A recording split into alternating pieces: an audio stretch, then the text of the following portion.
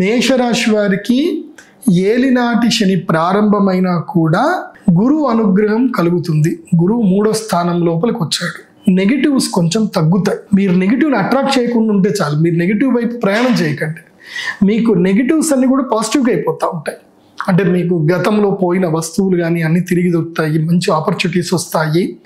ఏదైనా సరే ప్రాక్టికల్గా తక్కువ పెట్టుబడితో 5 లక్షల వరకు తక్కువ పెట్టుబడితోటి ఏదైనా కొత్త వ్యాపారాలు చేసుకోవడానికి చాలా మంచి అవకాశం ఉంది. ఇప్పుడు మేషరాశి వారికి ఉద్యోగ భంగం అయితే వచ్చే అవకాశం ఉంటుంది, జాగ్రత్త.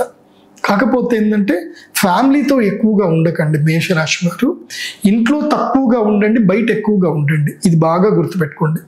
ఎందుకోసం అంటే స్వక్షేత్రగతుడైన శని ఏం చేస్తాడు అంటే మానసిక ఆందోళన కలిగిస్తాడు. కుటుంబముతో కలహాలు ఎక్కువగా జరిగే అవకాశం ఉంటుంది. కాబట్టి మేషరాశి వారికి నేను చెప్పేది ఏంటంటే ఇంటి బయట ఎక్కువగా ఉండండి, బయట ఎక్కువగా తిరగండి.